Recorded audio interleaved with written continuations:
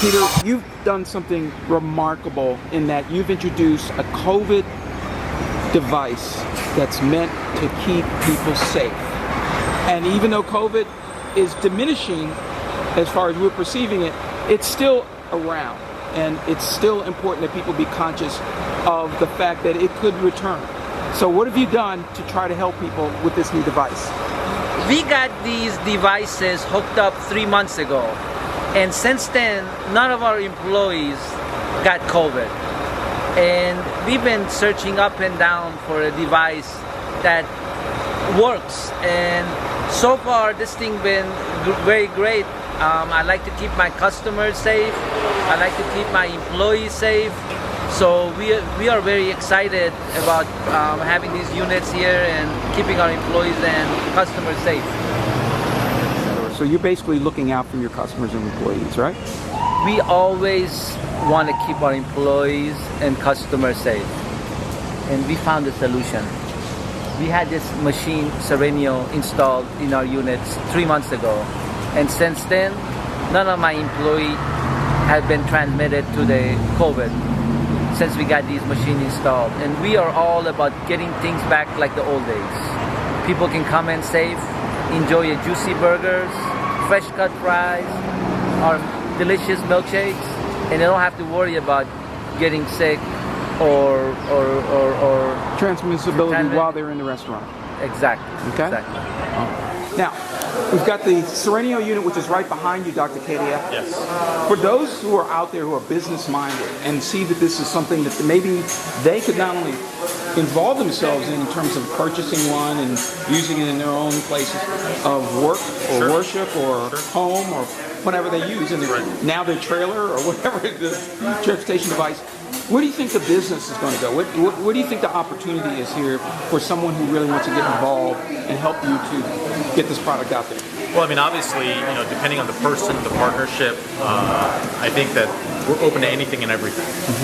If we have somebody who can facilitate entry of the device into a large-scale volume business, absolutely, I would be 100% interested in talking to that person or people to see if we can come to some kind of business arrangement, whether that's an equity stake, whether that's they just want to do a commission-based sales situation, whatever. I mean, we're open to anything, to be honest. Now, are you thinking Shark Tank right now? Are you thinking something? To be honest with you, I haven't thought about going on Shark Tank. I think I would wait on that. I think it's premature to do something like because you have to look at more sales. I mean, the first thing Mark Cuban's going to ask you is how many sales do you have right now, right? Correct.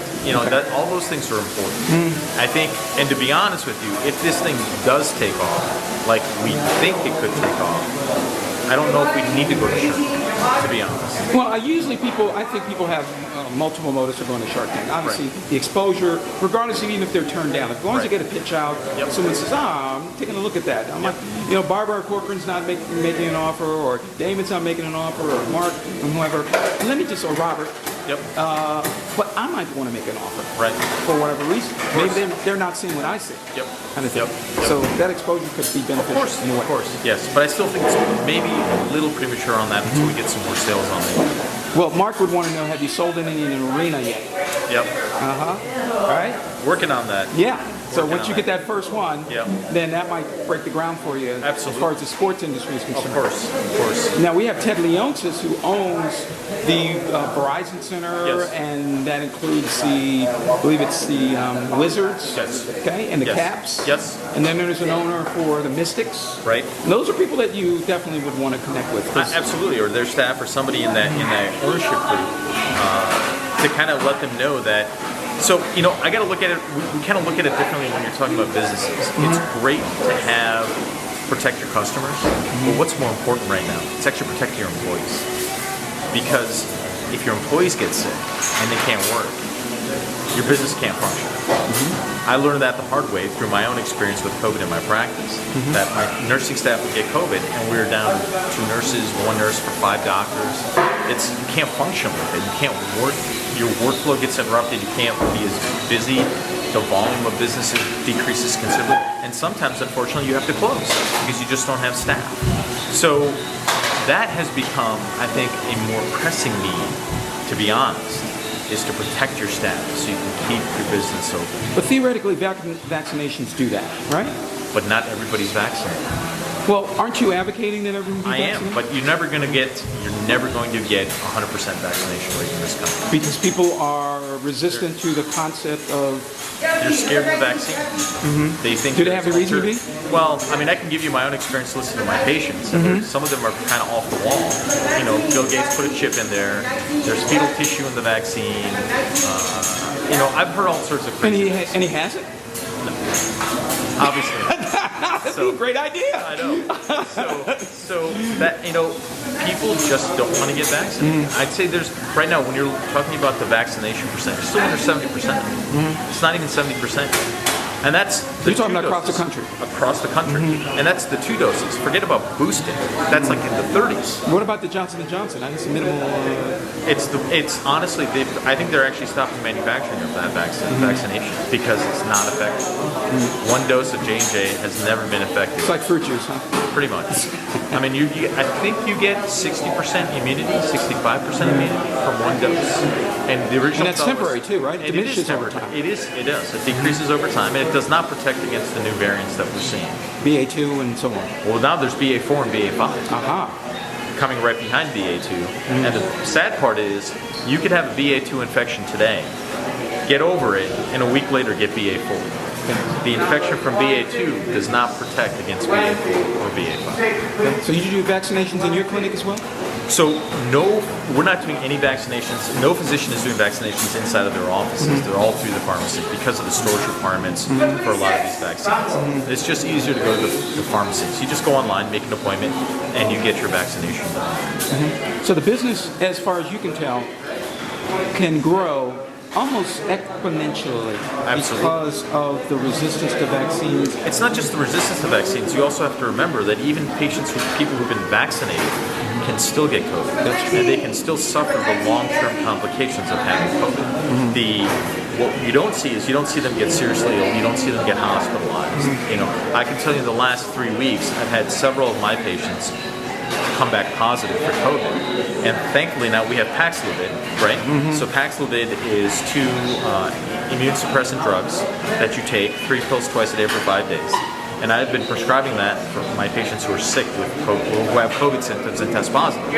So, and it's worked phenomenally well. But again, at the end of the day, I don't want you to get COVID to begin with because we do not know what happens to the body a year down the road, 2 years down the road. We're finding that patients who've had moderate to severe COVID, their brains have shrunk. Their cognitive capacity is decreased. They can't critically think. I have a very good friend of mine, happens to be a cardiologist in Milwaukee, whose daughter got COVID. She was a straight A student. After having COVID, she fell out of school. That is, we're seeing these things, and people don't want to. It's not in the mainstream news. It's not. People aren't talking about it. But again, it's a big concern in the medical community. So going back to the original point, it's all about prevention, prevention, prevention. We want to try and prevent you from having COVID. We want to try and prevent you from having multiple cases of COVID. My nurse, she's double vaccinated and boosted. She just got over her 2nd bout of COVID. Is she more susceptible because of her antibody count, or what is it about her? No, it's just exposure. And she didn't get it at the office. She got it from her grandson.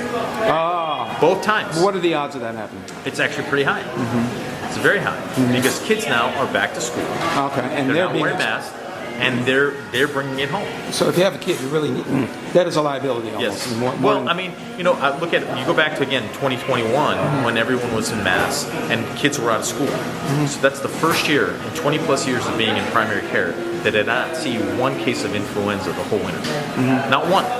Normally I see about 1 every hour. Okay, that's how bad it can get in the wintertime. I didn't see 1 the whole winter. That's never happened before. And I attribute that to 2 things: kids not being in school and everyone wearing masks all the time. Gotcha. Now, dogs, animals, is this a factor in any of this? Can animals transmit?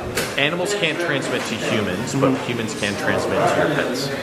And I honestly don't know what the long-term issues are for your pets, for dogs, cats. Any mammal can get COVID. That's been proven now. So, I mean, we see now that deers are a reservoir for COVID, for the vaccine, or I mean, for the virus. So, but long-term effects, don't know. Human or animal-to-human transmission, we haven't seen. Where do you think COVID originated from? Was it in Wuhan? Was it? I mean, it's definitely from. Let's say I've heard both sides of the story, and I've seen evidence for both sides, and it's very compelling evidence that this did come from bats. But what I personally think happened is that they were working on this in Wuhan in a lab, okay, and someone got infected and it got out of control. I don't think it was being weaponized. I don't think they were trying to make intentionally. It was a completely unintentional lab. Why would you assume that it's unintentional? Well, I mean, why wouldn't it be a biological warfare scenario? Because of where it was released, how it was released, and what's happening in China right now. I don't think it was intentional. So it's backfiring. It's I mean, backfiring. if you're gonna seek out to destroy your enemies, why would you do it? Exactly. internally? Why would the first case be in Wuhan, in your own country? China was truly trying to make this into a bioweapon. Why would you release it inside of your own country? Make sure it works before you turn it on your enemies. But the other thing is, the mortality rate should be a lot higher. If you really want it to be a true bioweapon, you want mortality rates to be much higher than they currently are with COVID. Granted, they're pretty high as it is, but perfect bioweapon, it would kill a lot more people. So that's why I don't think it was an intentional. I think they were studying it. I think they were working on the virus. I think they were doing other things, and I think it was an unintentional lab leak.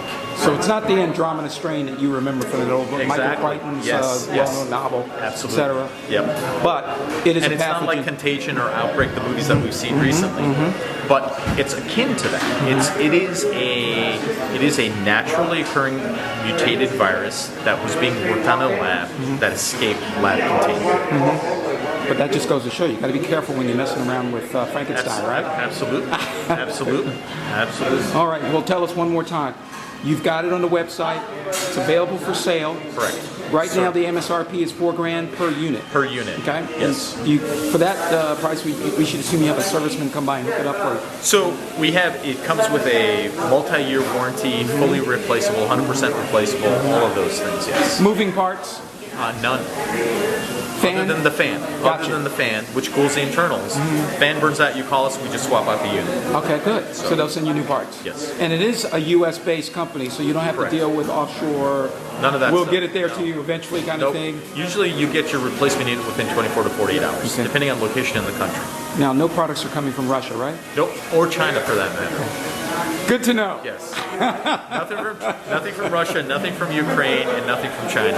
Now, when we talk about the rare earth minerals that are a part of this, Yes. that's very necessary in order for this to work, right? Correct. That's kind of the secret sauce, that composition of different elements that they've used to make the part of that unit. There are some rare earth elements in that, but it's a minuscule amount. Talking to the manufacturers, they have a stockpile for several million units, so we don't anticipate there to be an issue. Gotcha. So, because when you talk about geological surveying and let's say gold or any other element you can think of, Right. you think of conflict minerals, which you think of Yes. Central Yes. Africa Yes. and some of the things that have Yes. gone on over there. Yep. About there's some heinous acts that have resulted from folks foraging for materials in places where they're very valuable and can Yep. cause a great deal of environmental damage. Of course, environmental and human damage both, right? So most of the material that they're talking about, they're sourcing actually in Southeast Asia. Some does come from China, but they've already stockpiled it, and they've already found alternate sources from other places around the world for those specific. I think there's only one that they were only getting from China, which they're no longer getting from China. I don't remember exactly where it's coming from. It may be coming from. It actually may be coming from the U.S. So this Ukrainian conflict has had a direct impact on manufacturing across the board. For everybody, it's affected. Every industry has been affected adversely, except maybe the weapons industry has been affected adversely because of this conflict, right? So there's across all boards. And you look at if we're talking about that topic, think about the food shortages that we're going to start seeing. That is going to significantly impact everywhere, all over the world, all over the world. That's right. So thank you for explaining basically how this works. It's working right now. Absolutely. It covers roughly 1,000, Each unit covers 1,000 square feet. Square feet. Enclosed space. or is that 10,000 10,000 cubic cubic feet. Okay. Correct. Great. So up and down. Up and down. All Yes. around. So it radiates out in a circle, it says. Correct. Okay. So we have 3 units here at And Zeeburger. so this whole place is filled with basically electrons. That's what neutralizes the virus. Okay. Now everyone's going to ask, what about my pacemaker? Right? Zero effect on electronics. We've actually tested it against cell phones, various different electronic devices. No effect at all. None. It's, to be honest with you, what's happening right now is the same thing that is happening as we're looking out the window, right? What is coming through? They're photons. Photons that are being generated, those are light particles. That's what the sun generates light. They're called photons. Those photons then generate electrons as they bounce because they're high-speed particles. They're moving at the speed of light. So they're knocking off electrons. And we're surrounded by this every day from the minute we're born to the minute we die. And it has zero effect on anything. Your pacemaker, your watch, your phone, your TV, everything electronic, your camera is being exposed to the same electrons all the time. All we're doing is taking that concept, increasing the volume of electrons. And the electrons we are producing are not, it's not electrostatic energy or anything along those lines. They don't carry an electric charge per se, that it's going to interfere with any kind of electronics. So now can you neutralize surfaces as well? Yes, we can actually eradicate or neutralize COVID in surfaces and in the air. Okay. The same efficacy level. All right. So can you make sure that the dust is clear off of it? I mean, do you have a new machine that can clear dust? And then No, do some I other- wish. No, no. That's another market. That's another market. Okay. Yep. Just, it's funny how things start off sometimes and it ends up translating into another practical use Yes, as well. of course. Do you see any other usages where this might be No. pertinent? Specifically, the interesting thing about this is it specifically targets only viruses that have a spike protein with a positive charge. And that's more than just COVID. Yes, influenza B, for example, has, even though it's not a coronavirus, it's a different family of virus, its structure is such that it has a spike protein and it has a positive charge.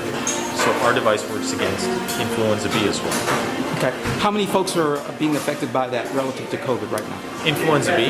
So again, because we were all masked in 21, we didn't see this huge surge of influenza.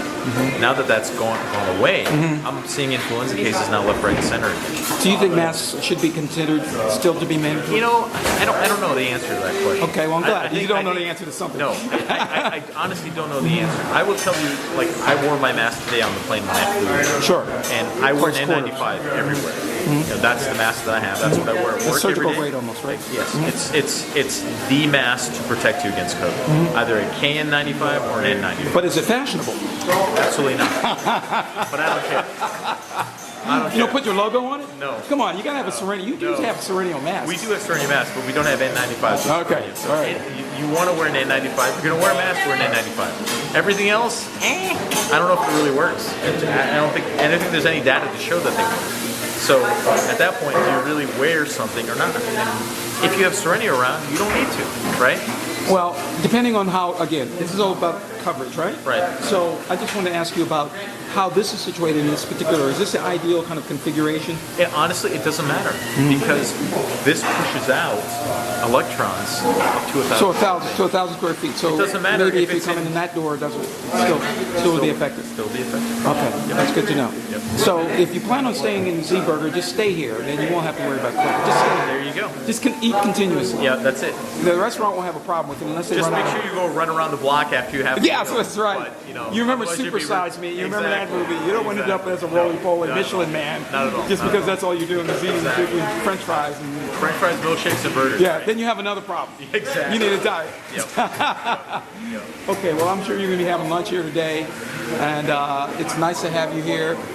Most folks do not know what's going on. Most folks do not know that that can actually is a safety device. Absolutely. So when you tell them that, and they almost look at you as if to say, well, is it on? Yeah. Yeah. Because you can't. Honestly, There's a red light If on it. there's a light, and that's the only way you know that it's working. That's it. Okay. That's it. All right, well, you'll have to just trust Yes. but verified. Take as it on Ronald me. Reagan used to say. Absolutely. Trust but verify. All right, Dr. Kedia, this is Dr. Kedia show, and I just want to say, signing off, you're going to be taking us to other places in the country. Absolutely. Just never know where he might pop up. Exactly. Any major metropolitan high-density area, that might be you. Okay? That's the idea. Have jacket will travel. Yes, of course. Of course, he's got his medical bag in case anybody happens to have I don't know any about issues. that. So I don't know about that. He's got a few KN95 masks if you need them. Right? Absolutely. All right. Well, I'm glad you're here. Well, thank you. I hope you Appreciate enjoy it. yourself. And I hope that Peter treats you to the best sandwich he's got here. Well, I'm sure he will. Okay. All right. All right. Appreciate it. Thank you. Cheers. See you All soon. right. Take care. See?